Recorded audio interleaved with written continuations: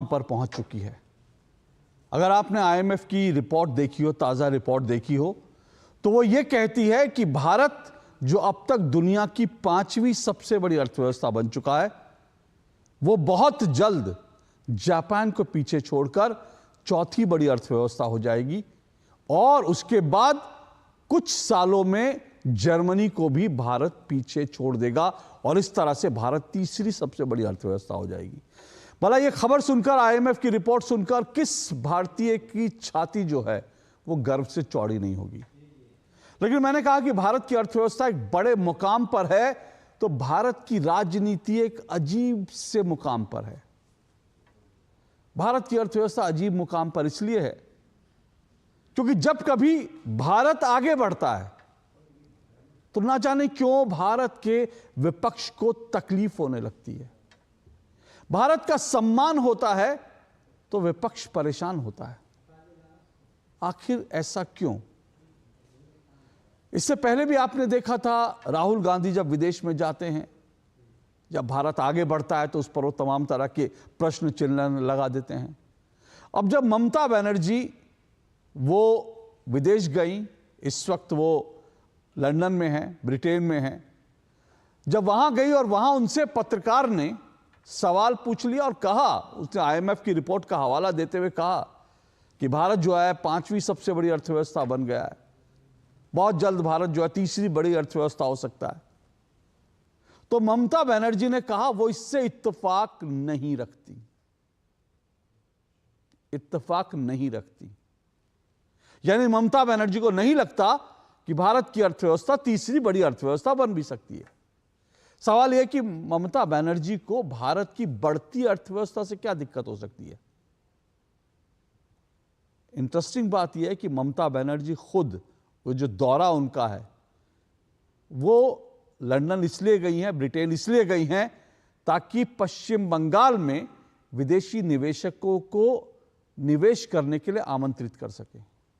अब जब आप विदेश में जाते हैं अपने राज्य को यह बताने के लिए कि उनके राज्य में निवेश करें, तो ये होता है कि कोई भी मुख्यमंत्री होता, कोई भी नेता होता, तो अपने राज्य के बारे में, अपने देश के बारे में वो जो भी गुलाबी तस्वीरें उनको दिखाएगा और कहेगा कि देखिए इतनी अच्छी तस्वीर है और आइए।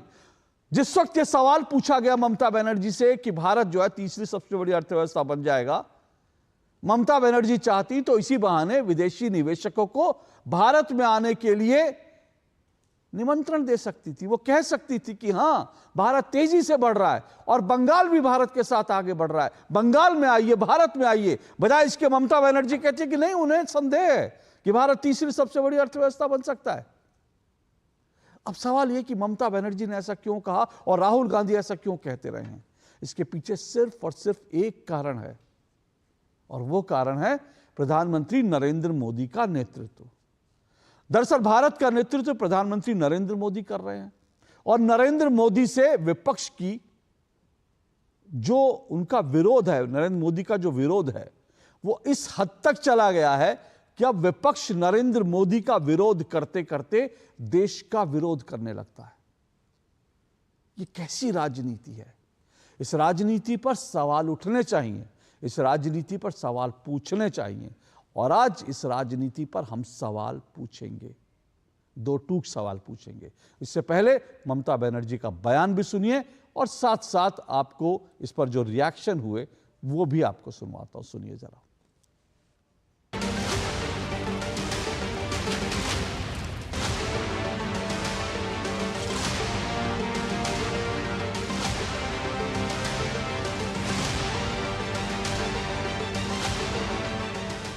India has already overtaken the UK. We are now the 6th largest economy. India is the 5th largest economy. Soon it will be the 3rd largest economy in the world. By 2060, I predict it will be the #1 economy in the world. And India as a country. So I will defer that.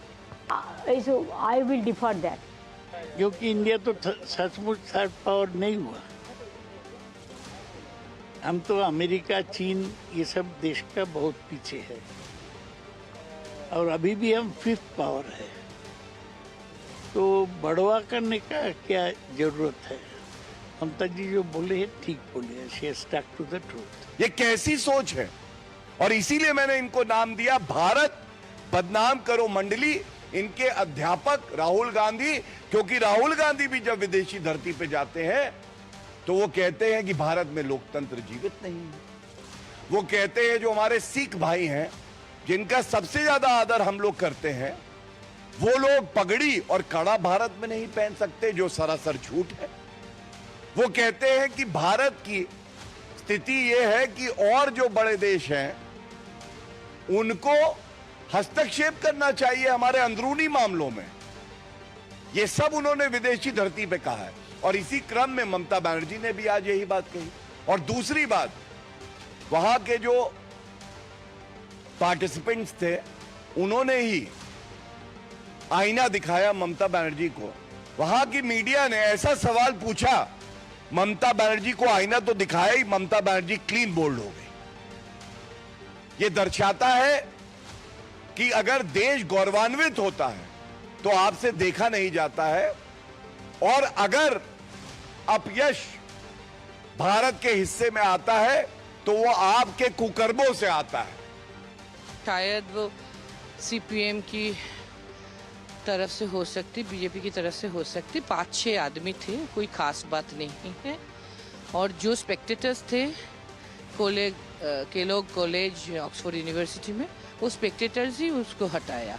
INDI alliance का हर नेता जब भी भारत के बाहर जाता है वो भारत का अपमान करता है और देश के खिलाफ अपनी घृणा को एक्सपोज करता है।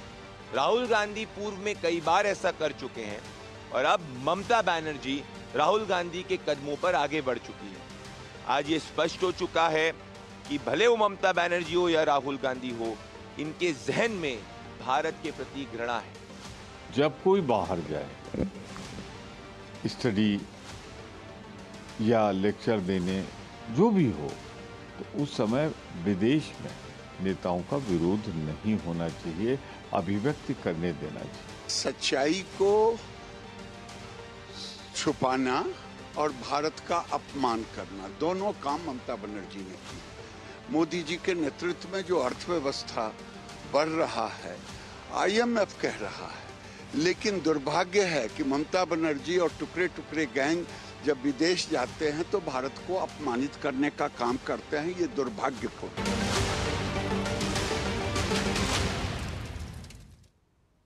तो ये तो आपने तमाम बयान सुने, और जानते हैं इंटरेस्टिंग बात क्या है, या यूं कहना चाहिए दुर्भाग्यपूर्ण बात क्या है।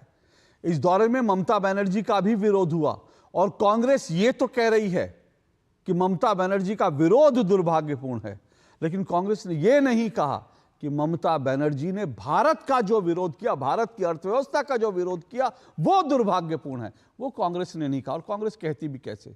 राहुल गांधी तो खुद ही विदेशी धरती पर जाकर कहते हैं भारत में डेमोक्रेसी खत्म हो गई है, भारत जो है वो यूक्रेन जैसी हालत में है, भारत श्रीलंका जैसी हालत में। ये तो राहुल गांधी कहते रहते हैं। उनके छोटे छोटे 1-2 बयान सुन लीजिए, फिर आज की डिबेट को शुरू करूंगा।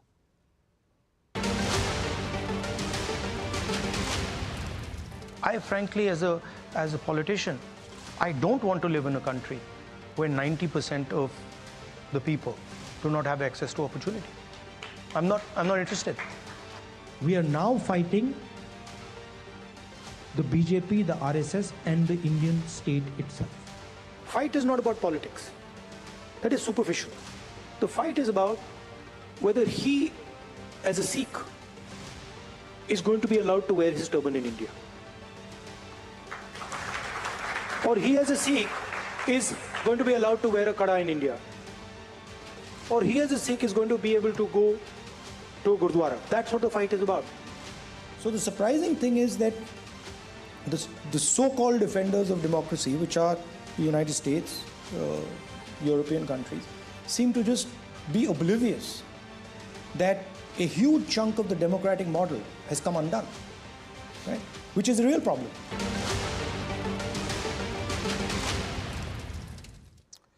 इससे दुर्भाग्यपूर्ण क्या हो सकता है कि भारत के विपक्ष के नेता जब भारत के बाहर जाते हैं तो फिर उनको भारत में तमाम तरह की कमियां ही कमियां नजर आती हैं, और अगर विदेशी मीडिया को भारत में कुछ सिल्वर लाइनिंग दिखती है तो वो उससे भी सहमत नहीं होते, बल्कि उसके विरोध में जाकर बोलने लगते हैं। तो टूक में आज ये सवाल पूछे जाने चाहिए, क्योंकि सवाल ये है कि विपक्ष को आखिर भारत में इतनी कमियां ही कमियां क्यों दिखती है और विदेश में जाकर क्यों दिखती हैं। आपका नरेंद्र मोदी से विरोध हो सकता है, नरेंद्र मोदी से आपका विरोध है, नरेंद्र मोदी से भारत की सीमाओं में रहकर लड़िए, नरेंद्र मोदी को डेमोक्रेटिक तरीके से पराजित कीजिए, यह आपका अधिकार है, डेमोक्रेटिक अधिकार है। लेकिन भारत से क्यों लड़ते हैं आप? ये सवाल आज ज़रूर पूछेंगे। मेरे साथ 4 मेहमान जुड़ चुके हैं, आइए परिचय करवा दूं। मेरे साथ निखिल प्रसून जुड़े हैं बीजेपी से, मेरे साथ तहसीन पूनावाला जुड़े हैं, राजनीतिक विश्लेषक हैं तहसीन पूनावाला। संजय चक्रवर्ती मेरे साथ जुड़े हैं, संजय चक्रवर्ती टीएमसी के प्रवक्ता हैं। और मेरे साथ प्रणय कुमार स्टूडियो में जुड़े हैं, राजनीतिक विश्लेषक हैं। आप चारों मेहमानों का बहुत बहुत शुक्रिया, स्वागत। सबसे पहले संजय चक्रवर्ती, मैं आपसे पूछना चाहता हूँ कि क्या बयान था ममता दीदी का? भारत तीसरी सबसे बड़ी अर्थव्यवस्था बन जाएगा, ये उन्होंने आईएमएफ की रिपोर्ट के हवाले से कहा, जो आईएमएफ की रिपोर्ट हाल में है, और ये भारत की तारीफ हो रही थी ना। इसको लेकर कहना कि नहीं वो सहमत नहीं है इस बात से, क्यों? देखिए, कुछ चीजें ऐसी होती हैं जो प्रेजेंट टाइम में बात की जाए तो उस पर ज्यादा बेहतर होता है। 5वीं अर्थव्यवस्था है, इसके लिए कोई किसी तरह से दो राय नहीं है। फ्यूचर प्लानिंग में क्या हो रहा है अभी इसके बारे में वो सब अंधकार में है। दूसरी बात, जैसे कि बात हो रही थी कि ममता बनर्जी ने भारत का विरोध किया या राहुल गांधी जी ने भारत का विरोध किया, तो मैं यही पूछना चाहता हूँ, देश के प्रधानमंत्री श्री नरेंद्र मोदी जी, सबसे पहले ये विरोध किसने शुरू किया था? भारत का विरोध करने के लिए नरेंद्र मोदी जी ने सबसे पहले कहा था, अरे मैं फिर से पैदा हो गया इस तक की भारत की धरती पर। मेरे ख्याल से आज तक किसी प्रधानमंत्री ने ऐसी बात नहीं कही होगी जिस तरीके से नरेंद्र मोदी जी ने अपने भाषणों में विदेशी धरती पे जाकर के किया था, ये फिर से मैं भारत की धरती पे पैदा हो गया। तो ये जब प्रधानमंत्री इस तरीके की बातें करते हैं तो आप विपक्ष के नेता से कैसे उम्मीद करते हैं? क्योंकि देखिए, हमारा काम है आलोचना करना। नहीं, हमारा काम, आप प्रधानमंत्री नरेंद्र मोदी को फॉलो कर रहे हैं।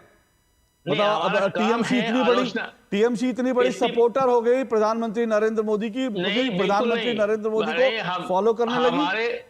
हम लोग जो है आईना दिखाने की कोशिश करते हैं और कुछ नहीं करते। नहीं आईना काम है। नहीं, एक मिनट चक्रवर्ती जी, आप आईना दिखाइए ना, किसने रोका है? भारत में आईना दिखाइए, और अगर प्रधानमंत्री नरेंद्र मोदी का कोई बयान आपको गलत लगा तो उसमें भी आईना दिखाइए, भारत में उस पर सवाल उठाइए। इससे कौन रोक रहा है? बिल्कुल उठाया, सुनिए ना, मेरी बात सुनिए ना, मैं ये नहीं उठाया ना आपने, और आप कह रहे हैं और आपने ये भी कहा कि आप नरेंद्र मोदी को फॉलो नहीं। जाहिर सी बात है, ममता बनर्जी की राजनीति नरेंद्र मोदी को फॉलो करने की नहीं है। तो फिर सवाल यह है कि भारत की अर्थव्यवस्था, बढ़ती अर्थव्यवस्था से मैं पूछ रहा हूं ममता दीदी को और आपको, भारत की बढ़ती अर्थव्यवस्था से क्या दिक्कत है भाई? दिक्कत कहीं कोई कुछ नहीं है। तो फिर क्यों तो आप फिर मुझे बताइए ना, आईएमएफ की रिपोर्ट से आप कह देते आईएमएफ एक फर्जी संस्था है, बोल देते आईएमएफ फर्जी संस्था है। आप एक बात और भी सुन लीजिए ना, जरूर ये भी देखिए कि पहले जो है 14 प्रधानमंत्रियों ने मिलकर के 55 लाख करोड़ का लोन लिया हुआ था, आज वो 225 लाख करोड़ हो गया। अरे संजय चक्रवर्ती जी सुनिए, एक मिनट सुनिए, मेरा सवाल सीधा है, मैं पूछ रहा हूं, आप जो सवाल उठा रहे हैं वो सारे सवाल आप उठाइए। मैं पूछ रहा हूं, आईएमएफ जो है एक अंतरराष्ट्रीय संस्था है, अंतरराष्ट्रीय रिकॉग्नाइज्ड बॉडी है, उसकी एक रिपोर्ट है जो भारत को लेकर एक अच्छी तस्वीर देती है। और ममता बनर्जी वहां क्यों गई थी? वहां वो रनिंग करने नहीं गई थी, जॉगिंग करने, वो गई थी ये कहने कि आओ पश्चिम बंगाल में निवेश करो। तो अगर आप निवेश आमंत्रित करना चाहते हो, ऊपर से आप आईएमएफ की भारत के बारे में जो रिपोर्ट है उसको क्रिटिसाइज कर रहे हैं, उसको आप मान नहीं रहे। ये कौन सी राजनीति है भाई? नहीं, क्रिटिसाइज कोई नहीं कर रहा है। अरे क्रिटिसाइज कोई नहीं कर रहा, फ्यूचर प्लानिंग के बारे में बात कर रहे हैं। हम भी चाहते हैं कि हम अगर महल बना रहे हैं तो महल वो हमारी मेहनत का होना चाहिए, हमारे पैसों का होना चाहिए, न कि लोन लेकर के हम जो है। क्या कह रहे हैं संजय चक्रवर्ती जी, क्या कह रहे हैं आप? क्या कह रहे हैं? मुझे सुनिए, मुझे आपकी जो लॉजिक है ना, उसमें मुझे समझ नहीं आ रहा आप क्या लॉजिक दे रहे हैं। आप पता नहीं मेरे सवाल नहीं समझ पा रहे हैं, या आपके पास ममता बनर्जी को डिफेंड करने के लिए कुछ नहीं है। आप क्या लॉजिक दे रहे हैं मुझे समझ में नहीं आ रहा। आपसे सीधा पूछता हूं मैं एक एक करके सवाल। क्या आईएमएफ बेकार संस्था है? उसके प्रिडिक्शन वो क्या फालतू की संस्था है? हाँ या ना बताइए। नहीं, बिल्कुल नहीं है। आईएमएफ ठीक ठाक संस्था है। एक मिनट, आईएमएफ एक एक करके थोड़ा सा क्लैरिटी हो जाए, क्योंकि मैं नहीं समझ पा रहा हूं, मेरे दर्शक भी नहीं समझ पा रहे होंगे आप कहना क्या चाहते हैं। हम इतना टाइम वेस्ट कर रहे हैं अननेसेसरी, तो थोड़ा स्पष्ट हो जाइए। आईएमएफ ठीक ठाक संस्था है ना? जी हाँ। तो आईएमएफ की रिपोर्ट है सर, अगर आपने पढ़ी हो आईएमएफ की रिपोर्ट है। आईएमएफ कहता है कि 2027 तक जो है भारत $5 ट्रिलियन हो जाएगा, 2047 तक $30 ट्रिलियन हो जाएगा, 2027 में भारत जापान को, 2025 में भारत जापान को छोड़ देगा, पीछे छोड़ देगा, 2027 में जर्मनी को छोड़ देगा। तो अगर आईएमएफ ने कहा तो इससे आपत्ति जताने का कोई मुझे तर्क बताइए ना। मैं सिर्फ वही तर्क बता रहा हूं कि अगर हम लोन लेकर के हम अगर हलवा पूरी खा रहे हैं तो हम उसको, पश्चिम बंगाल पे कितना लोन है? पश्चिम बंगाल पे कितना लोन है? देश पे कितना? पश्चिम बंगाल पे कितना लोन है? पश्चिम बंगाल की अर्थव्यवस्था डूब गई है क्या? क्या बात करते हैं यार, क्या बात करते हैं आप? ये आपको आईएमएफ से ज्यादा समझ है। आपको आईएमएफ को नहीं पता भारत ने कितना लोन ले रखा है? आप आईएमएफ से ज्यादा बड़ी संस्था हो गई या ममता बनर्जी आईएमएफ से ज्यादा समझदार हो गई? गजब यार, आप लोग तर्क देते हैं यार। आप लोग को, इसीलिए मैं कहता हूं भारत का विपक्ष इस हाल में हो गया है कि उसको किसी भी हालत में आंख मूंद बांध करके नरेंद्र मोदी को गाली देने, क्रिटिसाइज करना है, और इसीलिए आप लोगों की क्रेडिबिलिटी खत्म हो रही है। इसीलिए क्रेडिबिलिटी खत्म हो रही है क्योंकि आप लोग जो विरोध करते हैं ना, उसको विरोध को जस्टिफाई करने के लिए आपके पास तर्क नहीं होते। मैं बीजेपी के पास जा रहा हूं, मैं बीजेपी, अब मैं समझ गया आपके पास एक ही जवाब है कि लोन लेकर। जो आईएमएफ को तो पता ही नहीं कि भारत के ऊपर लोन है, वहां तो बेवकूफ बैठे हुए हैं, उनको क्या पता भारत ने लोन ले रखा है। वो तो छुपा लिया ना, ऑडिट जो बुक थी वो मोदी जी ने अपने काख में छुपा ली लोन वाली, तो आईएमएफ को पता ही नहीं चला। वो तो आप ही को पता, आप लोग इतने समझदार हो। निखिल प्रसून भाई, लोन लेकर आप लोग बढ़ रहे हैं, मुझे तो यही तर्क समझ में आया। तो लोन लेकर बढ़ रहे हैं, कौन से तीर मार रहे हैं आप? हलवा पूड़ी खा रहे हैं आप लोग? मतलब अजीब सा मैंने तर्क सुना, लेकिन जवाब तो आपको देना चाहिए ना। नमस्कार। देखिए, बड़ा ही दुर्भाग्यपूर्ण तर्क है, और जिस तरह से विपक्ष जो है एक तरह से मानसिक कंगाली के कगार पर खड़ा है, इसने अपने आप में कई अनुत्तरित प्रश्नों को जन्म दिए हैं। क्या विपक्ष अपनी प्रासंगिकता को क्या खोता जा रहा है? भारतवर्ष की यह जो उपलब्धि हुई है पिछले 10 वर्षों में, जिस तरह से उसने G7 के, G20 के और ब्रिक्स के देशों का जो ग्रोथ रेट है उसको भी पीछे करके करीब 107% का ग्रोथ रेट गुना ज्यादा बढ़ते हुए डबल किया है अपने 2.3 से 4.3 ट्रिलियन जो डॉलर की इकोनॉमी बनी है पिछले 10 वर्षों में। इस सत्य को झुठलाया नहीं जा सकता है। विपक्ष को यह मानना चाहिए कि सरकार ने इस अचीवमेंट को, इस उपलब्धि को करके दिखाया है, और इसके पीछे भारतवर्ष की महान जनता है, मेहनतकश जनता है, यहाँ के किसान है, यहाँ के वर्कर्स हैं। ये उन सब का अपमान है। नहीं, वो कह रहे हैं भाई लोन लेकर आपने किया, आपने कौन सा तीर मारा? वो कह रहे हैं लोन लेकर किया। भाई आप उनका तर्क तो समझिए। भारत परचेजिंग पावर पैरिटी में अभी भी तीसरे नंबर पर है। ईज ऑफ डूइंग बिजनेस में जो है सो भारत का उत्तरोत्तर जो है तो उसका स्थान ऊंचा होता चला जा रहा है। जिस तरह हम लोग जो है डिफेंस एक्सपोर्ट में काफी आगे बढ़ रहे हैं, जिस तरह से मोबाइल एक्सपोर्ट में देश में पूरे दुनिया में सबसे पहले या दूसरे नंबर पर हम लोग आ चुके हैं, जिस तरह मेक इन इंडिया जो है एक नए सिरे से पुनर्परिभाषित हुआ है। हमारा हर क्षेत्र देखिए कि जिसमें उत्तरोत्तर विकास हुआ है, यह उसी को परिलक्षित करता है। नहीं तो आप यह समझ लीजिए कि जितने मेजर इकोनॉमीज है उसमें सबसे ज्यादा, और 2025 के तीसरे क्वार्टर तक हम जापान को पीछे छोड़ने जा रहे हैं, बाद में जर्मनी को पीछे छोड़ने जा रहे हैं। इनके पेट में दर्द हो रहा है। 6.93 लाख करोड़ का ऋण है पश्चिम बंगाल सरकार पर।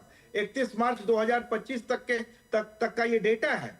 जब पश्चिम बंगाल सरकार जो है अपने संसाधनों से जिस उपार्जन नहीं कर पा रही है, लोन लेकर के बाजार से वहां से यहाँ की जनता को एक तरह से उसको लोन के ग्रास में समाहित होने के लिए मजबूर कर रही है, उसे भारत की सरकार पर बोलने का क्या हक है? हमने मुद्रास्फीति को कहां से कहां हमने मुद्रास्फीति पर जिस तरह नियंत्रण किया है। संजय चक्रवर्ती जी, मेरे पास डेटा नहीं था, उन्होंने बता दिया कि पश्चिम बंगाल सरकार पे कितना लोन है। ये लोन किस बात का है? ये लोन हलवा पूड़ी खाने के लिए, या ये लोन जो है रसगुल्ला खाने के लिए लिया हुआ लोन? देखिए, पहली बात तो ये है कि जैसे इन्होंने कहा कि हमारे पास 6 लाख करोड़ के आसपास लोन है, कौन सा ऐसा राज्य है जिसपे लोन नहीं है? गुजरात पे कितना लोन है? अच्छा, चलिए, ये डेटा बहुत बताइए। सही। नहीं, कौन सा ये ऐसा, डेटा कितना अब है? सुनिए, अब हो गया, सुनिए, बहुत बढ़िया आपने बात करी, बहुत बढ़िया आपने बात की। कौन सा ऐसा राज्य है जिस पर लोन नहीं है? तो मुझे बता दीजिए, कौन सा ऐसा देश है जिस पर लोन नहीं है? बता दीजिए मुझे एक देश जिसके ऊपर कोई लोन नहीं है, बताइए। जो कौन सा ऐसा देश है, आप ये बता दीजिए जिसमें 225 लाख करोड़ का अरे लोन है। कौन सा ऐसा देश है जिस पर लोन नहीं है? मैं तो यही तो पूछ रहा हूं। हो गया सर, हो गया संजय 225 लाख चक्रवर्ती करोड़ का लोन जी, है। संजय चक्रवर्ती जी हो गया। मेरे दर्शक समझ रहे हैं कि आपके पास ममता बनर्जी, और ठीक बात है, आपके पास क्यों होगा ममता बनर्जी को डिफेंड करने का? किसी भारतीय के पास ममता बनर्जी को डिफेंड करने का मुझे नहीं लगता कि उनके पास कोई तर्क होगा। किसी भारतीय के पास नहीं आज होगा। आप भी तो भारतीय हैं, आप कैसे डिफेंड करेंगे? तहसीन पूनावाला जी, ये क्या भाई, क्या ये हो क्या रहा है? ये समझ में नहीं आया मुझे। नमस्कार अशोक जी, आपके शो में शिरकत करने का मौका मिला इसलिए आपका शुक्रगुजार हूँ। 2 या 3 चीज मैं हालांकि बीजेपी के खिलाफ हूँ, मैं बहुत उनका अपोज करता हूँ। मुझे लगता है कहीं ना कहीं सभी नेताओं को, चाहे माननीय प्रधानमंत्री हो चाहे विपक्ष के जो भी नेता हो, जब हम विदेश जाते, खास करके अगर हम निवेश लेने के लिए जाते, तो देश के बारे में हमें इस तरह की स्टेटमेंट्स नहीं देना चाहिए नेगेटिवली। इनफैक्ट हमें उन स्टेटमेंट्स को बदलकर पॉजिटिवली बात करना चाहिए। जो आपने तो IMF की रिपोर्ट कोट की, लेकिन कई ऐसी अन्य रिपोर्टें हैं जो कहती है कि बाय PPP मॉडल से भारत 2nd नंबर की इकोनॉमी बनेगा अगले कुछ वर्षों के अंदर, 30 या 40 वर्षों के अंदर बन सकती है। बात भारत 2nd लार्जेस्ट इकोनॉमी बने या 1st लार्जेस्ट इकोनॉमी बने, ये एक चीज है जिसपे हम सबको फक्र होना चाहिए। लेकिन जो स्ट्रक्चरल प्रॉब्लम्स है, अगर मैं ममता जी की जगह पे होता तो मैं उस सवाल का जवाब थोड़े अलग रीत से देता। मैं कहता हूं कि जरूर भारत नंबर 1 इकोनॉमी अर्थव्यवस्था बन सकती है और बनना भी चाहिए, लेकिन मेरी प्राथमिकता होगी कि जो इनइक्वालिटी बढ़ी है 2014 के बाद, उसको कम करें। आप इसको पॉजिटिवली आप बढ़ा सकते हैं। इसलिए मैं चाहती हूं कि आप और निवेश करें भारत के अंदर, वेस्ट बंगाल में आए, अन्य राज्यों में आए, और भारत में जितना आप निवेश करोगे उतने भारतीयों को रोजगार मिलेगा, जिससे जो इनइक्वालिटी है वो कम होगी। अगर आपको क्रिटिसाइज करना था, आप उसे पॉजिटिवली कर सकते हैं। यही कहना कि भारत बन ही नहीं सकता, कहीं ना कहीं एक नेगेटिव मैसेज जाता है। ये सबसे पहली बात है। दूसरी बात, क्योंकि ये इकोनॉमिक डिबेट नहीं है, मैं ज्यादा इकोनॉमी में नहीं जाना चाहता हूं, लेकिन कुछ स्ट्रक्चरल प्रॉब्लम्स है भारत की इकोनॉमी में वर्तमान में। मैन्युफैक्चरिंग कई वर्षों से 20% ऑफ द GDP पे अटका हुआ है। मेक इन इंडिया को उस तरह की सक्सेस नहीं मिली है। हम लगातार कहते हैं ईज ऑफ डूइंग बिजनेस में भारत के रैंक्स बढ़े, वो बिल्कुल सही है अंतरराष्ट्रीय स्तर पर, बट एक्चुअली अगर आप कॉमन बिजनेसमैन से बात करें, कॉमन बिजनेसमैन जो स्मॉल और मीडियम बिजनेसमैन है, उस पर टैक्स टेररिज्म और GST का एक्सटॉर्शन, और जो सरकार है जिस तरह से उन पे प्रहार कर रही है, वो बहुत ही दुर्भाग्यपूर्ण है। और जितने भी हाई नेटवर्क इंडिविजुअल्स है, बहुत सारे भारत को छोड़ के जा रहे हैं। Highest number of high network individuals Bharat को छोड़ते जा रहे हैं, और कहीं ना कहीं इन पहलुओं पर सरकार को सोचना चाहिए।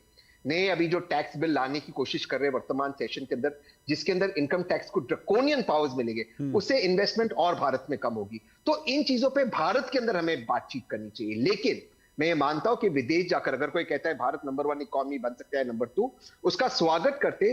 जो आपको लगता है, जो आप कंट्रीब्यूट कर सकते हैं, वेस्ट बंगाल कर सकती है, आप यानी कि वेस्ट बंगाल या ममता जी, उसके पॉजिटिव चीज अगर हाईलाइट करें, जो डेमोग्राफिक जो हमारे एडवांटेजेस है, जैसे डेमोग्राफिक एडवांटेज है हमारे पास, इंग्लिश का एडवांटेज है हमारे पास, IT का एडवांटेज है हमारे पास, उसको अगर हम हाईलाइट करते, मुझे लगता है और भी निवेश आता, वेस्ट बंगाल में आता, भारत में आता। मुझे एक लास्ट चीज कहनी है, वेस्ट बंगाल में निवेश भी आएगा तो कौन से रूट से आएगा? कोई कैश तो लाएगा नहीं वेस्ट बंगाल के अंदर, वो तो RBI के मीडियम से और सेंट्रल बैंक और फाइनेंस मिनिस्ट्री के मीडियम से आएगा, तो आना तो इन्हीं के मीडियम से। तो जितना हम सेंट्रल गवर्नमेंट के साथ कोऑपरेट करें, यूनियन गवर्नमेंट के साथ, और साथ में मिलकर एक विकसित भारत बनाए, मुझे लगता है उसमें भारत का और वेस्ट बंगाल का दोनों का लाभ होगा। मैं एक बार फिर से, मैं ये बात कई बार कह चुका हूं, आज दोबारा कह रहा हूं, तहसीन पूनावाला बीजेपी के, नरेंद्र मोदी के विरोधी हैं, इंडी गठबंधन के वो समर्थक हैं, लेकिन उन्होंने जो बात कही वो सेंसिबल बात कही। बिल्कुल, वो बार बार सेंसिबल बात करते हैं, और उन्होंने जो कहा सही है। मैं फिर से कह रहा हूं, स्ट्रक्चरल प्रॉब्लम हैं, हो सकती हैं, उनका क्रिटिसाइज भी करो, कोई दिक्कत नहीं है भाई, देश में डेमोक्रेसी है। और आप पर कम से कम बाहर जा करके आप ऐसी तस्वीर तो मत पेंट करो भारत की कि भाई हाँ मैं तो सहमत नहीं हूं, भारत आगे बढ़ रहा है, दुनिया कह रही है भारत आगे बढ़ रहा है, आप जाकर कहो नहीं नहीं मैं तो सहमत नहीं हूं दुनिया। लेकिन तहसीन जी, यहां पर मेरा एक सवाल और है जी, उसके बाद मैं बाकी लोगों के पास जाऊंगा इसी प्रश्न को लेकर। ये तो ममता बनर्जी की बात हुई। राहुल गांधी जब जाकर कहते हैं भारत में डेमोक्रेसी खत्म हो गई है, अभी भारत की पूरी चुनाव व्यवस्था पर सवाल उठाए जा रहे थे, और अभी अमेरिका ने भारत की पूरी चुनावी व्यवस्था की तारीफ करी है, अमेरिका ने। और अमेरिका के जो पूर्व भारत में जो राजदूत थे, ये जो ईवीएम का पूरा नाम बदनाम किया जाता है, उनका मैं एक पूरा देख रहा था भारत में, उनका एक कार्यक्रम था। उन्होंने कहा कि कुछ जगह पर हम लोग ईवीएम आज भी इस्तेमाल करते हैं। तो राहुल गांधी जब भारत के लोकतंत्र को लेकर, भारत की चुनाव आयोग को लेकर क्रिटिसाइज करते हैं, तब क्या कहेंगे सर? नहीं अशोक जी, मैं ये मानता हूं कि अगर आपका सवाल स्पेसिफिक इलेक्शन कमीशन और ईवीएम को लेकर है, मैं दोबारा से वही मेरा सवाल स्पेसिफिक भारत की चुनाव और भारत की डेमोक्रेसी को लेकर राहुल गांधी द्वारा विदेशी धरती पर सवाल उठाने को लेकर। नहीं, जहां तक सवाल भारत में चुनाव के है, फ्री एंड फेयर इलेक्शंस होते हैं, दुनिया भर की मीडिया आती है, उसको ओपनली देखती है, और ये बात सही है कि एज एन ऑपोजिशन हमें हमेशा ये प्रयत्न करना चाहिए, कोशिश करना चाहिए इलेक्शन कमीशन को और भी ट्रांसपेरेंट करने के लिए। तो उसके साथ हमेशा हमारी कोशिश होनी चाहिए, और सरकार को भी ये कोशिश करनी चाहिए। जैसा एक मेरा सजेशन लिखा है, मैंने ओपेड भी लिखा था टाइम्स ऑफ इंडिया में, कि इलेक्शन कमीशन का बजट सरकार द्वारा नहीं, जीडीपी के कुछ हिस्सा 1% हिस्सा इलेक्शन कमीशन को दे दिया जाए, ताकि इलेक्शन कमीशन खुद अपना पैसा खर्च करे और उसको सीएजी ऑडिट करते, लीडर ऑफ ऑपोजिशन उस ऑडिट मीटिंग को चेयर करे। तो इस तरह के स्ट्रक्चरल चेंजेस आने चाहिए हमारे इलेक्शंस के अंदर, ताकि और भी मजबूत हो। पर ये कहना कि इलेक्शंस फ्री एंड फेयर नहीं, ये सही नहीं। स्ट्रक्चरल चेंजेस, हाँ मैं वही कह रहा हूं, स्ट्रक्चरल चेंजेस, चाहे वो चुनाव आयोग की प्रणाली में हो, या अर्थव्यवस्था के लेवल पर हो, या किसी भी लेवल पर हो, उसके लिए आवाज उठाना, उसके लिए सुझाव देना, उसके लिए आलोचना करना, ये सब स्वीकार हो सकते हैं। लेकिन मुझे नहीं लगता है कि विदेशी धरती पर स्वीकार हो सकते हैं। विदेशी धरती पर तो ममता बनर्जी भी ये करती रही हैं, राहुल गांधी, और ममता बनर्जी से शायद बहुत सारे लोग ये कह रहे हैं कि वो राहुल गांधी को फॉलो कर रही हैं, और इसीलिए आज पूरी की पूरी कांग्रेस पार्टी ममता बनर्जी के सपोर्ट में उतर आई, पूरी की पूरी। अब तक बंगाल में दोनों लड़ रहे थे, लेकिन अच्छी बात है, कम से कम बंगाल की उनकी लड़ाई जो है विदेशी धरती पर नहीं दिखी। कांग्रेस और टीएमसी की जो लड़ाई है, क्योंकि कांग्रेस के ही नेता अधीर रंजन चौधरी ममता बनर्जी को क्या क्या नहीं बोल चुके हैं, मैं टीवी पे बोल भी नहीं सकता। तो वो वहां पर वो लड़ रहे हैं, लेकिन यहां पर जो है वो ममता का सपोर्ट कर रहे हैं, क्योंकि ममता बनर्जी दरअसल राहुल गांधी के रास्ते पर चल पड़ी। इसी पर मेरा सवाल है, और इसी पर मेरी आज की डिबेट है, आखिर भारत के विपक्ष को हो क्या गया भाई? आऊंगा इस पर एक छोटे से ब्रेक के बाद।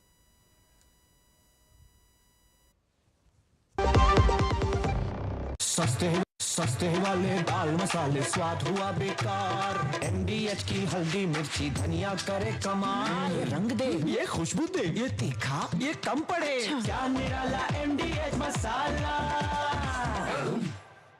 जब धरती चीर कर निकलता है लोहे का पत्थर और मिलता है मोंगिया के जोश से, फिर तपता है, पिघलता है और बनता है फौलाद। अब होता है सरिया सारी खूबियों के साथ।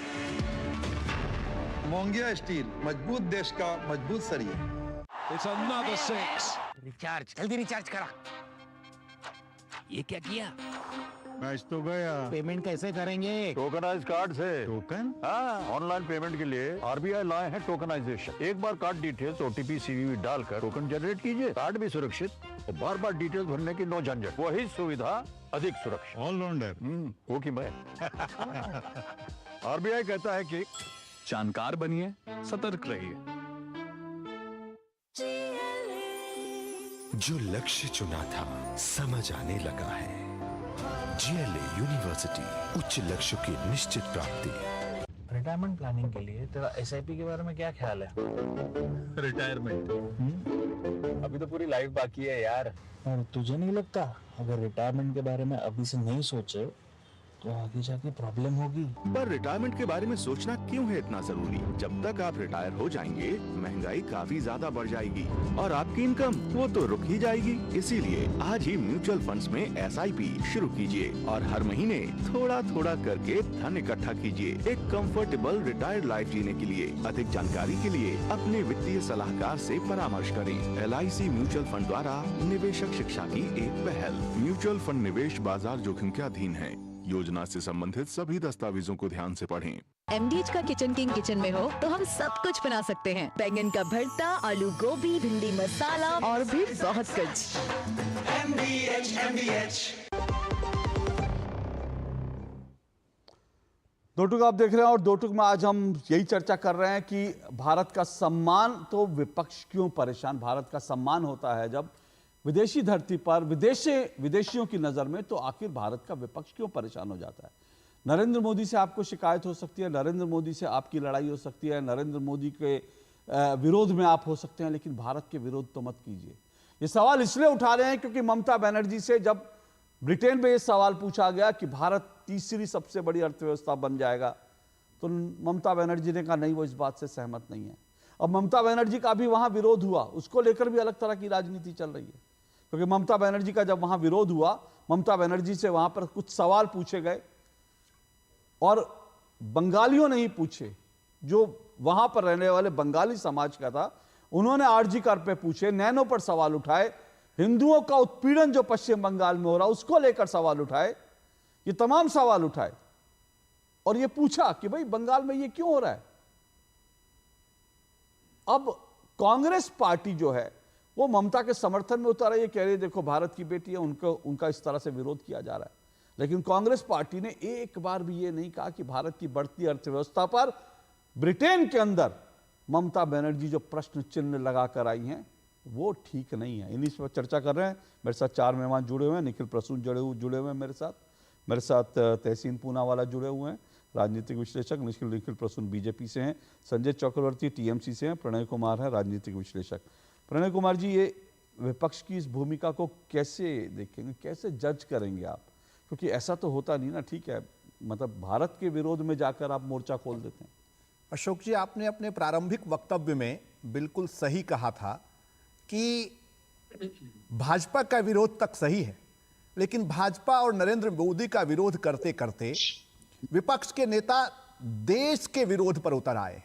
लोकतंत्र में नीतियों और नेताओं के विरोध का अधिकार सभी पार्टियों को है, लेकिन देश के विरोध का अधिकार किसी को नहीं है। आपने स्वयं देखा कि प्रमोद तिवारी जी यह वक्तव्य दे रहे थे कि विदेश की धरती पर नेता का अपमान नहीं होना चाहिए, लेकिन देश के अपमान पर उन्हें कोई आपत्ति नहीं है।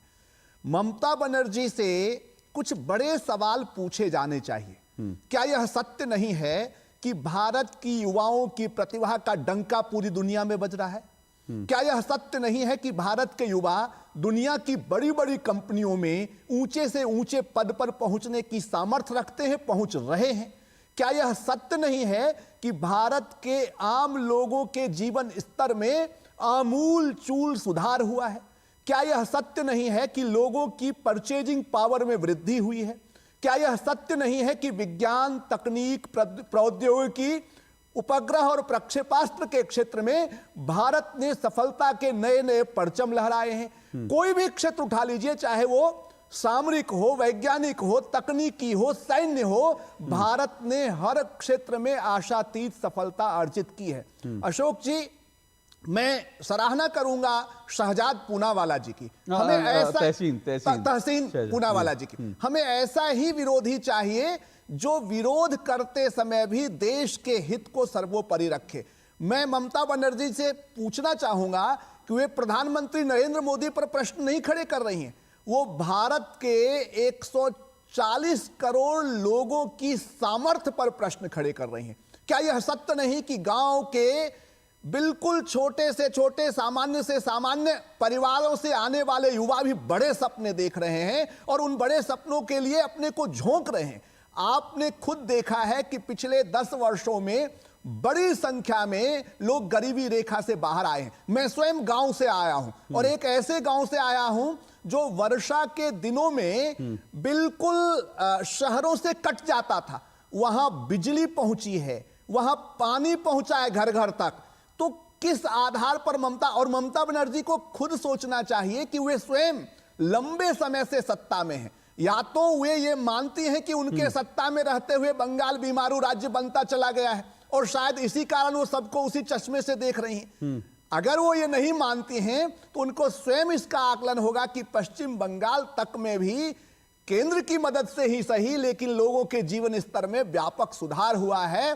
और यह सच है कि भारत में दुनिया की पहली दूसरी अर्थव्यवस्था बनने की सामर्थ्य है। और अशोक जी यही नहीं रुकूंगा, मैं एक और विषय कहूंगा। ऐसा नहीं है कि ये इनका या राहुल गांधी का हाल का वक्तव्य है। स्वतंत्रता प्राप्ति के बाद से ही लगातार इस देश के स्वाभिमान को कुचलने की चेष्टा की गई।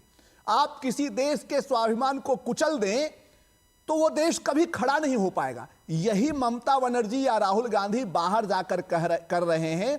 वो राष्ट्र की संवैधानिक संस्थाओं का, संवैधानिक पदों पर बैठे हुए लोगों का लगातार अपमान कर रहे हैं, संवैधानिक संस्थाओं का अवमूल्यन कर रहे हैं, जो किसी भी परिस्थिति में स्वीकार नहीं है। देश यदि आगे बढ़ेगा तो स्वाभिमान और आत्मबल के आधार पर ही बढ़ेगा। उस आत्मबल को तोड़ने का अधिकार या काम किसी भी राजनीतिक दल को नहीं करना चाहिए। लेकिन राजनीतिक दल करता है। मैं कह रहा हूं ना, इसके पीछे कहीं ना कहीं नरेंद्र मोदी से जो नफरत है वो दिखती है। क्योंकि अगर मैं गलत नहीं हूं तो प्रधानमंत्री नरेंद्र मोदी को अब तक शायद 2 दर्जन जो अंतर्राष्ट्रीय सम्मान मिले, 2 दर्जन और ये केवल एक वाक्य अशोक जी बोलने दिया जाए। इसमें प्रश्न पूछा गया था कि 2060 तक भारत पहली अर्थव्यवस्था बन जाएगा, तो क्या ममता बनर्जी ये मान रही है कि 2060 तक भाजपा का ही शासन रहेगा? ये भी प्रश्न पूछा जाना चाहिए। नहीं, वो तो ठीक है, शासन किसी का भी रहे, मैं फिर कह रहा हूं शासन किसी का भी रहे, लेकिन भारत से क्यों विरोध है? मैं फिर से कह रहा हूं क्योंकि देखिए, भारत के प्रधानमंत्री को जो मैंने बताया करीब 2 दर्जन जो हैं उनको अंतर्राष्ट्रीय सम्मान मिले। अब क्योंकि वो भारत के प्रधानमंत्री हैं तो इस सम्मान अगर भारत के प्रधानमंत्री को मिल रहा है, क्योंकि वो बीजेपी के लीडर नरेंद्र मोदी को नहीं मिल रहा, वो भारत के प्रधानमंत्री नरेंद्र मोदी को सम्मान मिल रहा है। अब उसको लेकर भी मेरे पास तमाम बयान है कि विपक्ष को किस तरह से पेट में जो है उनके मरोड़ उठने लगती है जब प्रधानमंत्री नरेंद्र मोदी का विदेशों में सम्मान होता है। राहुल गांधी ने क्या कहा था? राहुल गांधी ने कहा मोदी जी को विदेशों में सम्मान मिलता है लेकिन देश में लोग भूखे मर रहे हैं। ये सम्मान उनकी निजी उपलब्धि, लेकिन भारत की जनता के लिए क्या किया? अब आप सोचिए, भारत की जनता के लिए क्या किया? नरेंद्र मोदी की निजी उपलब्धि है, भारत की उपलब्धि नहीं। अगर भारत के प्रधानमंत्री का सम्मान होता है, यह राहुल गांधी की सोच है। और आपको सुनाता हूं एक आध बयान, फिर मैं आऊंगा इस पर, और आपको बयान सुनाता हूं। ममता बनर्जी ने क्या कहा था? जब 2019 में नरेंद्र मोदी को यूएई से ऑर्डर ऑफ जायद मिला था, तब उन्होंने कहा उन्हें विदेश से मेडल मिलते हैं लेकिन बंगाल में रोजगार और शांति चाहते हैं। क्या ये सम्मान बेरोजगारी दूर कर देंगे? अरे ये क्या बात है? हर सम्मान को, हर भारत की उपलब्धि को आप बेरोजगारी गरीबी ठीक है, बेरोजगारी गरीबी पे सवाल उठाइए, बार बार उठाइए, लेकिन ये तभी आपको क्यों याद आते हैं जब प्रधानमंत्री नरेंद्र मोदी को सम्मान मिलता है? ये क्या राजनीति है चक्रवर्ती जी? फिर से पूछ रहा हूं, ये भारत विरोध की राजनीति नहीं है क्या? जी नहीं, बिल्कुल नहीं। ये नीतियों पे जो है सवाल उठाना हमारा काम है। अभी जिस तरीके से बोल रहे थे कि 2060 तक का भाजपा रहेगी, 2025 में 24 पे भारतीय जनता पार्टी मेरा वो विषय नहीं है, मैंने इसलिए वो 2000 सुनिए ना, अभी तो आपने कहा भविष्य अंधकारमय है, अंधेरे में किसको पता। तो 2060 छोड़िए ना, मैं आज की बात कर रहा हूं, मैं आज की विपक्ष की राजनीति पे सवाल उठा रहा हूं। देखिए, ऐसा है जो सरकार के पक्ष में बोलता है आपको पूरा बोलने देते हैं, लेकिन जब भी मैं बोलता हूं तो आप टोकिए नहीं, तो मुझे बोलने दीजिए। अगर वो कह रहे हैं कि 2060 तक भाजपा रहेगी, हम तो कह 2024 में भाजपा नहीं रहती। आपने देखा होगा किस तरीके से जो है अलोकतांत्रिक तरीके से जो है बीजेपी नरेंद्र मोदी जो है प्रधानमंत्री बने हैं। भारतीय जनता पार्टी का तो वहां पर उनको नेता चुना ही नहीं गया, उन्होंने डायरेक्ट एनडीए का नेता चुनवा लिया अपने आप को। क्यों? क्योंकि वहां से कहीं ना कहीं कोई दिक्कत थी। 240 पे आ गए, 400 पार चिल्ला रहे थे, 240 पे आके खड़े हो गए। अभी तो बहुमत ही नहीं है इनके पास। हो गया सर, हो गया, सुनिए, हो गया, विषय पर आ जाइए। हो गया सर, विषय पर आ जाइए। आपने हो गया, विषय पर आ जाइए। मैंने आपको 1 मिनट दिया, मैंने आपको, क्योंकि उन्होंने एक वाक्य कह दिया था, उसको आपने पकड़ लिया 1 मिनट। मैंने उनका तो वाक्य 10 सेकंड का था, आपने 1 मिनट जो है भाषण दे दिया। आप विषय पर आ जाइए। विषय पे आ रहा हूं। अब दूसरी बात ये है कि हम चाहते हैं कि हर, जैसे कि वादा किया गया था 2014 में 2 करोड़ रोजगार मिलना चाहिए। अरे मैं विदेशों में भाई साहब सुन लीजिए, नहीं सुनिए ना, सुनिए मेरी बात, सुनिए मेरी बात। बंगाल के लोगों ने वहां पर ममता बनर्जी का क्या हाल किया देखा। मैं ये विषय नहीं उठाना चाहता था, लेकिन बंगाल के लोगों ने कहा ममता बनर्जी वहां हिंदुओं का क्या हश्र कर रही हैं। ये बंगाल के लोगों ने ब्रिटेन में पूछा आप लोग बंगाल में क्या कर रहे हैं, ये आपको आईना दिखा दिया बंगालियों ने, और फिर भी आपको शर्म नहीं आती। आप एक चीज, पहली बात तो आप इस तरीके से बात जो कर रहे हैं ना कि बंगाल के लोगों ने, बंगाल के लोग नहीं थे, कहां के लोग थे? बांग्लादेश के थे क्या? बताइए ना, वो बांग्लादेश के थे। आप फिर बोले तो दीजिए ना, बंगाल के लोग लंदन में जाके ममता बनर्जी को सुनने चले गए थे क्या? तो क्या नहीं सुनने गए थे? कौन थे? है तो इसका मतलब जरूरी कौन है थे वो लोग? होंगे। कौन थे वो लोग? बंगाल के लोग नहीं होते। कौन थे वो लोग? जैसे मैं हूँ, मैं बंगाल का नहीं हूँ, मैं भारतीय हूँ, मैं भारत का हूँ, बंगाल के लोग का नहीं है। अच्छा तो ठीक है, दूसरी बात ये है, भारतीय लोगों ने, भारतीय, ओके बहुत अच्छी बात है चक्रवर्ती जी, आपकी बात स्वीकार है। भारतीय लोगों ने, भारतीयों ने पश्चिम बंगाल की मुख्यमंत्री का विरोध किया। अब आप सहमत हैं? जी हाँ, बिल्कुल सहमत है। तो भारतीयों ने, तो मैं ये कहता हूं कि ब्रिटेन में रहने वाले भारतीयों ने ममता बनर्जी को आईना दिखा दिया कि बंगाल में वो क्या हश्र कर रही है हिंदुओं का और बाकी लोगों का। प्रायोजित विरोध है। अच्छा, प्रायोजित विरोध है। अच्छा, प्रायोजित विरोध है। दूसरी बात यह है कि जैसे आप हिंदुओं को अत्याचार के बारे में बात कर रहे हैं, ठीक है, आप लोग कहते हैं कि वहां मुस्लिम का अगर तुष्टीकरण किया जाता है, तो एक बात बताइए, लोकसभा का भी चुनाव हुआ था, 80 से 86% तक वोटिंग हुई थी, क्या सारे मुसलमान थे? क्या हिंदुओं ने वोट नहीं दिया था? अगर हिंदुओं ने वोट नहीं दिया होता तो हम 30 सीटों पर कैसे पहुंचते? नरेंद्र मोदी जी ने तो कहा था वहां पे जो है पहुंच जाएंगे ये लोग, 32-33 सीटों पे पहुंच जाएंगे। किस तरीके से सिमट के जो है 10 की सीटों पे आ गए? बोलिए, निखिल प्रसून रिस्पॉन्ड कीजिए, बोलिए। देखिए, ये विपक्ष की आदत बनते चली जा रही है कि विदेश की धरती पर देश को गालियां देना। इससे पहले भी आपने देखा कि राहुल गांधी के गुरु सैम पित्रोदा ने क्या कहा था, दक्षिण भारतीय जो है सो अफ्रीकन लगते हैं और उत्तर पूर्व के लोग मंगोलियन लगते हैं, और जिस तरह से भारत में विभेद करने की चेष्टा की थी। जिस तरह से राहुल गांधी ने स्पष्ट कहा कि यह लड़ाई हमारे भारतीय जनता पार्टी के खिलाफ नहीं है, न किसी सरकार के खिलाफ है, ये इंडियन स्टेट के खिलाफ है। ये इंडियन स्टेट के जो ये गुर्गे हैं, अभी कुछ दिनों पहले ही खुलासा हुआ था। जिस तरह जॉर्ज सोरोस की जो संस्थाएं हैं, जिस तरह स्वयंसेवी संस्थाएं पूरे विश्व में फैली हुई हैं, जिनका कि एकमात्र मकसद नरेंद्र मोदी सरकार को अपदस्थ करना है, और यह घोषित, एक तरह से घोषित वक्तव्य है जॉर्ज सोरोस का, और उसके साथ इन लोगों की संलिप्तता पाई गई है। ये जो लेफ्ट, इलिबरल लेफ्ट का जो एक इकोसिस्टम है पूरे विश्व में, जिसने कि अमेरिका और बाकी जो देश हैं उसके साथ मिल करके ये जो विपक्ष के लोग हैं, राहुल गांधी हैं, इन सबों को एकत्रित कर रखा है, और ये पूरे भारत में अस्थिरता और अराजकता फैलाना चाहते हैं। इनको देश की प्रगति से कोई लेना देना नहीं है, ये देश को तोड़ना चाहते हैं। और जिस तरह से प्रधानमंत्री का अपमान किया जाता है आए दिन, और देश का अपमान किया जाता है, इसने अपने आप में विपक्षियों की जो वैधानिकता है, उनकी जो एक तरह से प्रासंगिकता है और विश्वसनीयता है, उस पर बड़ा ही प्रश्न चिन्ह लगा रखा है। देखिए, आज के डेट में बंगाल में हर व्यक्ति पर 59,000 करोड़ रुपए का ऋण है। नीति आयोग ने जो फाइनेंशियल हेल्थ को लेकर के अपनी ऋण तो भारतीयों के ऊपर भी है ना निखिल जी, ऋण तो भारतीयों के ऊपर भी है। फिर आप ऋण की बात करेंगे तो फिर अगर बंगाल के ऋण की तो भारतीयों के ऊपर जो ऋण है उसके लिए क्या कहेंगे? सर, गुजरात में कितना ऋण है? गुजरात के लोगों पे कितना ऋण है? उत्तर प्रदेश के लोगों पे कितना ऋण है? ये 2 विषय पर आज की परिचर्चा है। पहला तो जिस तरह से मुख्यमंत्री महोदया ने भारत की उपलब्धि को स्वीकारने से इनकार कर दिया, तो सर आप ही ऋण पे चले गए थे ना। अगर आप बताएंगे बंगाल में इतने व्यक्ति पर ऋण है, तो फिर वो तो दूसरा गुजरात पे पूछेंगे गुजरात के लोगों पे क्या ऋण है। मैं बता रहा हूं, इन लोगों ने, नीति आयोग ने 18 राज्यों की रिपोर्ट जारी की है, जिसमें 16वें स्थान पर है। पश्चिम बंगाल 10-10.5% कंट्रीब्यूट करता था जीडीपी में 1961 में। नहीं, सुनिए ना, मुझे राज्यों को लड़ाने का काम, मुझे राज्यों के मुर्गा लड़ाई नहीं चाहिए। मैं बड़ा साफ कह रहा हूं, मुझे ये हर राज्य की अपनी अच्छी चीजें मैं आज जिस विषय पे बात कर रहा हूं वो एक बड़ा लार्जर मुद्दा है, और मैं चाहता हूं कि कम से कम विदेश में जाकर तो भारत के तमाम नेता कम से कम भारत के लिए अच्छी बात बोलें। मुझे इससे वो आप कौन सा राज्य अच्छा है कौन सा, क्योंकि बड़े अच्छे, मैं कम से कम संजय चक्रवर्ती ने एक बात कही, मैं उससे सहमत हूं। उन्होंने बाकी जो तर्क दिए मैं उससे बिल्कुल सहमत नहीं। उन्होंने कहा जो विदेश में है वो भारतीय है, और मैं सहमत हूँ, आप सब भारतीय हैं, तो इसलिए जो है, लेकिन दूसरी तरफ वो ये भी कहते हैं कि भारतीय जो है प्रायोजित वहां पर काम करते हैं। अब ये बड़ा आपत्तिजनक है कि वहां जो भारतीय हैं क्या वो प्रायोजित हैं? वहां पे रहने वाले भारतीय अपनी बात नहीं कह सकते, वो प्रायोजित हो जाते हैं। गजब बात है। एक छोटे से ब्रेक के बाद आ रहा हूं।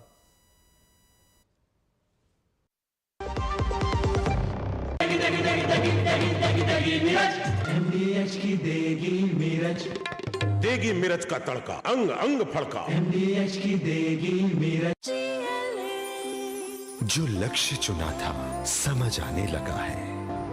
GLA यूनिवर्सिटी, उच्च लक्ष्य की निश्चित प्राप्ति। जिंदगी की हर छोटी बड़ी जरूरत के लिए आप जो सपने सजाते हैं, बस उसी उम्मीद को तो हम सहारा लगाते हैं। SIP आपकी सेविंग्स को आपकी खातिर काम पर लगाएगी। आज ही अपनी पहली SIP की शुरुआत करें। अधिक जानकारी के लिए अपने वित्तीय सलाहकार से परामर्श करें। LIC म्यूचुअल फंड द्वारा निवेशक शिक्षा की एक पहल। म्यूचुअल फंड निवेश बाजार के जोखिम के अधीन है। योजना से संबंधित सभी दस्तावेजों को ध्यान से पढ़ें। वाह, गाय तुम्हारी माता है ना? तो पशुहार के नाम पर जहर क्यों खिलाता है? अनसन हटा, दिल से खिला, सिर्फ कपिला, देश का नंबर 1 पशु आहार। जीरा से प्यास बुझाए, डाइजेशन के लिए मस्त, शरीर में नमक पानी का बैलेंस बनाए।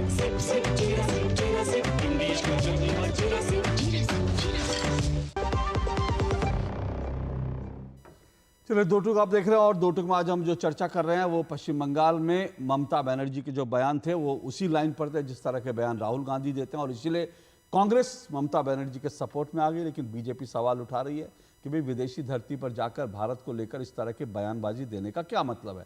लेकिन इससे पहले आगे बढ़ूं, तहसीन जी आता हूं आपके पास, आपने कुछ कहना चाह रहे थे, लेकिन मैं एक बड़ी आपको ममता बनर्जी का इससे पहले जब ब्रिटेन में दौरा था उस वक्त की आपको एक मैं उनका बयान सुनवाता हूं। अब आप देखिए कि ममता बनर्जी को भारत के आगे बढ़ने से बड़ा ऐतराज है, लेकिन ब्रिटेन ने भारत पर शासन किया उसको लेकर कितनी गदगद थी और कैसे जैसे ब्रिटेन के चरणों में बिछ गई थी। जरा उनका बयान सुनवाइए जरा पुराना बयान, ममता बनर्जी का पुराना बयान सुनिए।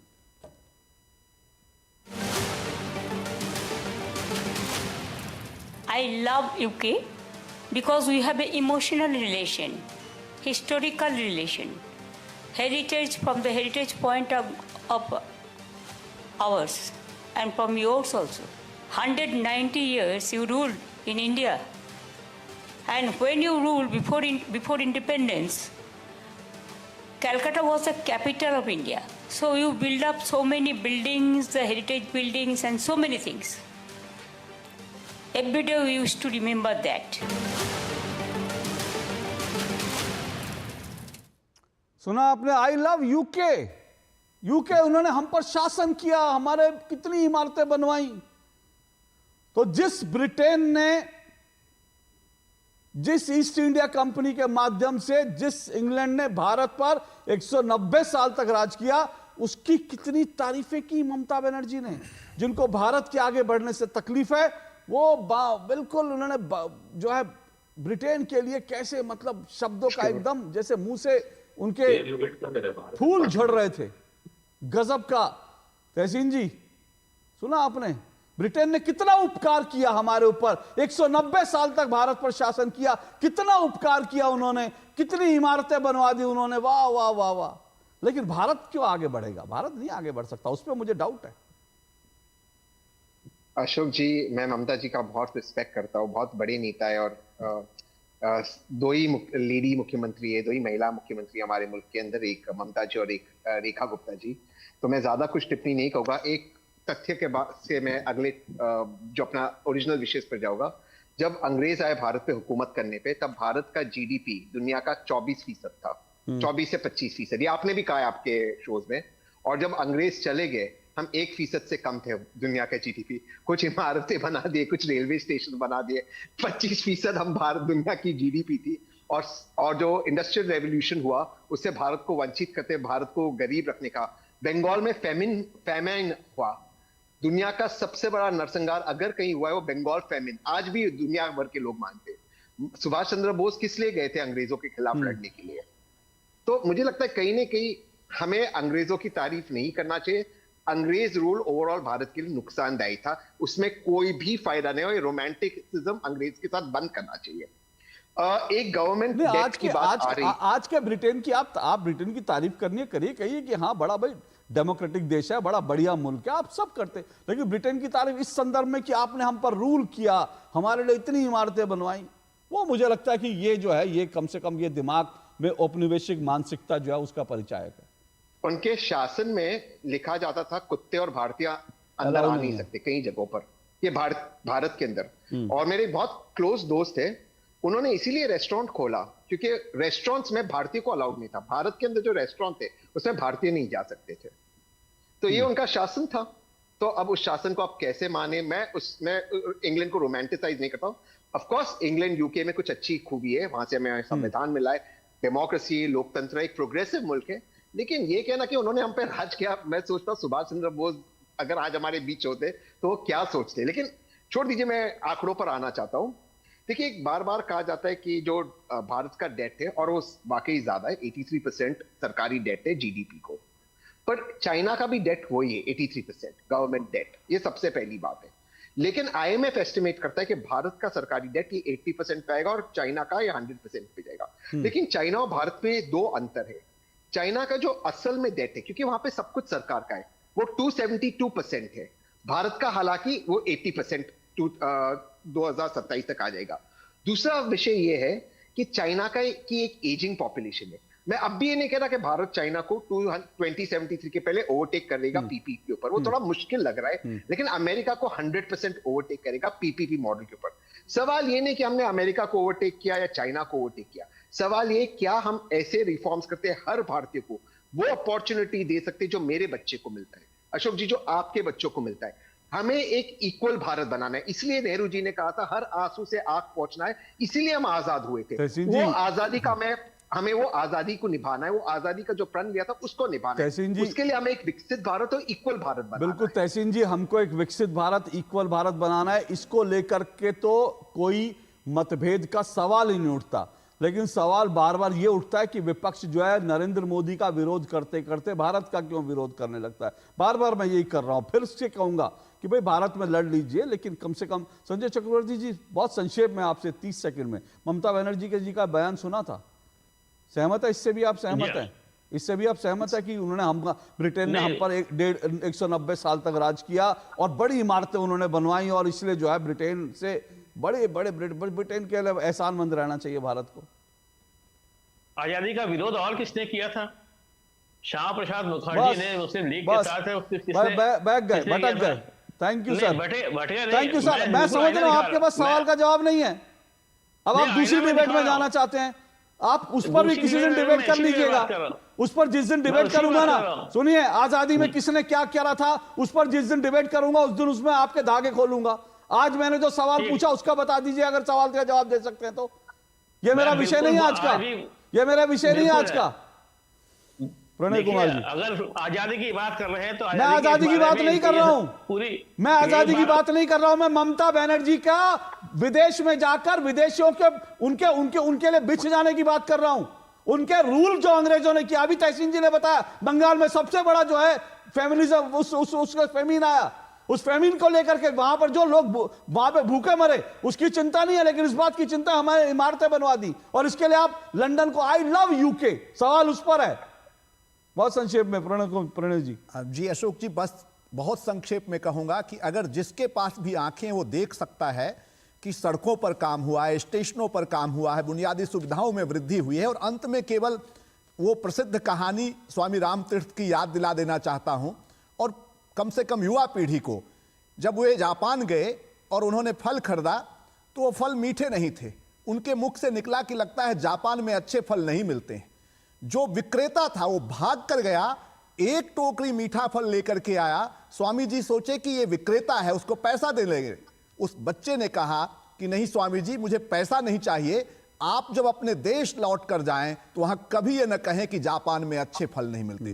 देश इस राष्ट्रीय चारित्र से बनता है। दुर्भाग्य से हमारे देश के विपक्षी नेताओं में इस प्रकार का सुदृढ़ और दूरदर्शी राष्ट्रीय चारित्र नहीं है, उसकी कमी है, उसे विकसित किया जाना चाहिए। निखिल प्रसून जी, बहुत संक्षेप में आपका एक बयान वो चाहूंगा।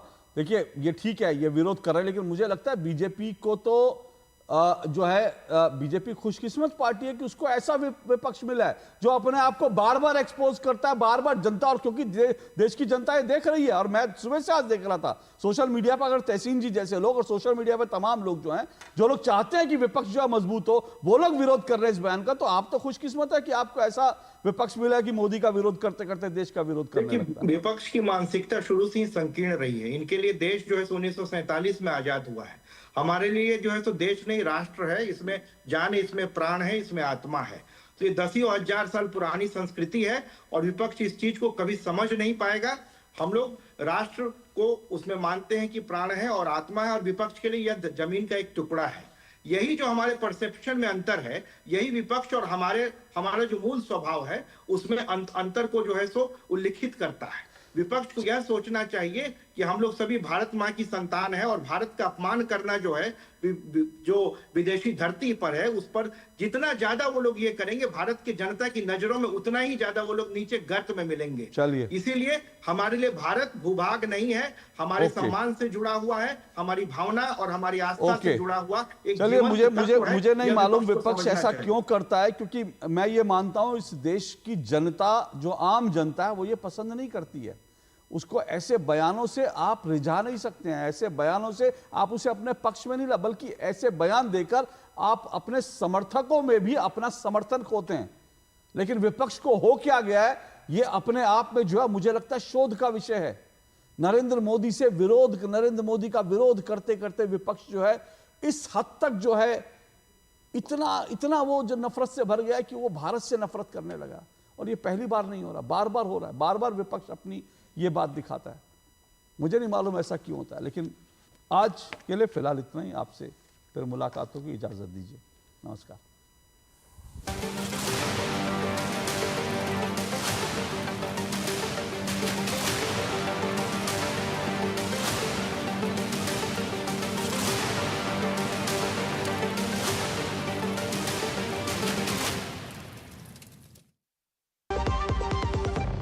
MDH का किचन किंग किचन में हो तो हम सब कुछ बना सकते हैं। बैंगन का भरता, आलू गोभी, भिंडी मसाला और भी बहुत कुछ। MDH मेरी पसंद, मेरी पसंद, मेरी पसंद, मेरी पसंद।